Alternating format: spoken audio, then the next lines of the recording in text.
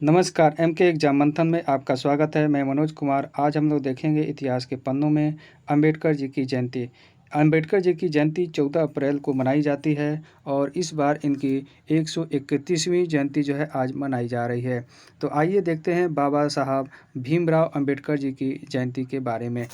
14 अप्रैल को जो है मनाई जाती है 131वीं जयंती है। इनका जन्म जो है 14 अप्रैल 1891 को मध्य प्रदेश के इंदौर ज़िले में महू नगर में हुआ था। इसलिए 14 अप्रैल को प्रत्येक वर्ष जो है इनकी जयंती मनाई जाती है। और इसके पश्चात 2003 में इनके शहर के नाम को जो है बदलकर डॉक्टर अंबेडकर इन्हीं के नाम पे इनके सम्मान में कर दिया गया। यह जयंती क्यों मनाई जाती है, बता दें कि इस जागरूकता के लिए, लोगों को जागरूक करने के लिए, दलित समाज को जागरूक करने के लिए यह जयंती मनाई जाती है, ताकि लोग जो है जान सके कि उनके अधिकार क्या हैं। उनके अधिकारों को जो है बताने के लिए यह जयंती मनाई जाती है। तो इस उद्देश्य को ध्यान में रखकर इस जयंती को जो है मनाने की परंपरा चली है, क्योंकि जो दलित समाज है वह पिछड़ा समाज है। इसलिए जो है यह अधिकारों को समझाने बताने के लिए प्रत्येक वर्ष जो है उनके जन्मदिन पर यह जयंती मनाई जाती है।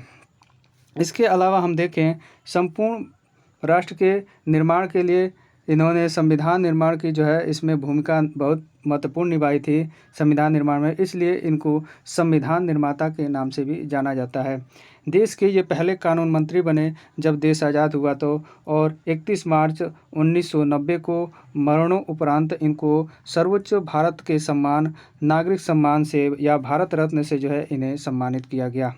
बाबा साहब को 29 अगस्त 1947 के दिन स्वतंत्र भारत के नए संविधान रचना के लिए जो संविधान समिति प्रारूप समिति बनी थी, या ड्राफ्ट कमेटी या मसौदा समिति, उसके जो है अध्यक्ष ये बनाए गए। साथ ही 26 नवंबर 1949 को संविधान सभा ने इस संविधान को जो है अंगीकृत किया, अधिनियमित किया था।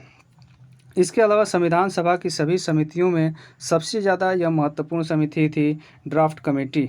यह समिति 7 सदस्यों की थी, जिसमें अंबेडकर जी सदस्य थे और 6 अन्य सदस्य थे। इन्होंने काफ़ी परिश्रम करने के पश्चात जो है फरवरी 1948 में संविधान सभा के अध्यक्ष के समक्ष जो है इस प्रारूप को जो है प्रस्तुत किया था, और उसके पश्चात जो है इसे संविधान सभा के चौथे अधिवेशन में प्रारूप समिति द्वारा संविधान को अंतिम रूप में जो है प्रस्तुत किया था। यह प्रारूप 25 फरवरी 1948 को जो है एक पुस्तक के रूप में प्रकाशित किया गया, और इसके बाद जब प्रकाशन हो गया इस पुस्तक का यानी संविधान का, तो संविधान सभा में विचार के लिए जो है 15 नवंबर से 1948 से 17 अक्टूबर 1949 तक इस पर जो है व्यापक विचार विमर्श हुआ। इसके पश्चात मूल संविधान में विचार करने के बाद संविधान जो है वह लागू कर दिया गया। और बता दें कि मूल संविधान में 395 अनुच्छेद और 8 अनुसूचियां हैं, जबकि वर्तमान में जो संविधान है उसमें कई संशोधन कर दिए गए हैं, और संशोधन के कारण 448 अनुच्छेद और 12 अनुसूचियां हो गई हैं। लेकिन क्रम की बात की जाए तो 395 ही अनुच्छेद हैं अभी भी। संविधान सभा के जो अध्यक्ष थे डॉक्टर राजेंद्र प्रसाद, इस पर हस्ताक्षर यानी कि जो प्रारूप समिति ने संविधान बना के तैयार किया था उस पर 16 नवंबर 1949 को जो है इसे स्वीकृत कर लिया गया। इस प्रकार यह संविधान पूर्ण रूप से स्वीकृत हो गया, और 26 जनवरी 1950 को जो है इसे लागू कर दिया गया संपूर्ण भारत पे। जबकि 26 नवंबर 1949 पे को जो है करीब 16 अनुच्छेद जो है संविधान के लागू कर दिए गए थे।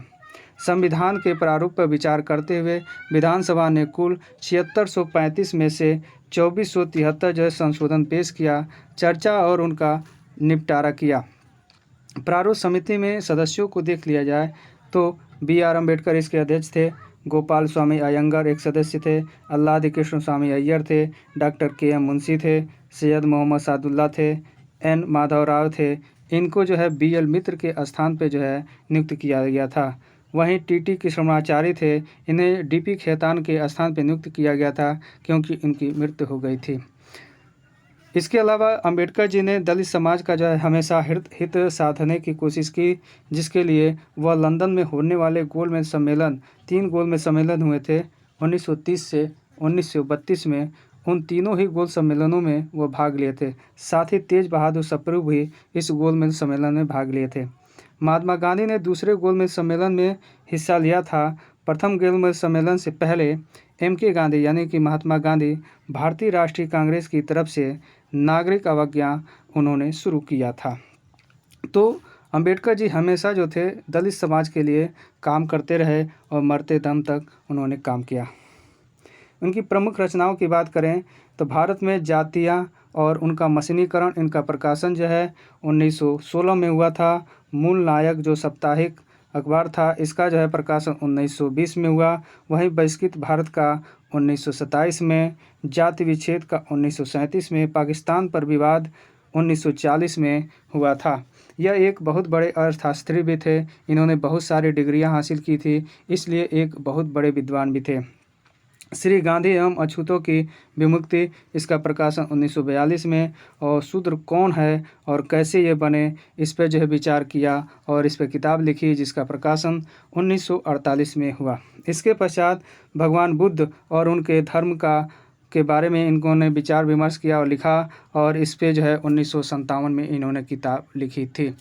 अंत में जो है अपने जीवन काल के अंत में इन्होंने देखा कि जो हमारा समाज है, भारतीय समाज है, उस भारतीय समाज में हिंदू धर्म जो है बहुत प्रभावी रूप है और उसमें कुछ कुरीतियां हैं, जिसके कारण से दलित वर्ग को जो है न्याय नहीं मिल पा रहा है। इसलिए उन्होंने बौद्ध धर्म को जो है एक करीब 1.25 लाख लोगों के साथ जो है बौद्ध धर्म को स्वीकार कर लिया।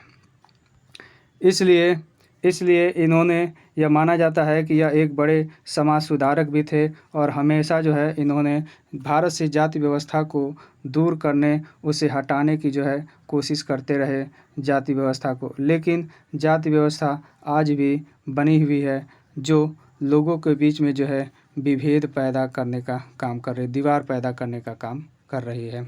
तो इसी के साथ यह मेरा वीडियो समाप्त होता है। नमस्कार, जय हिंद।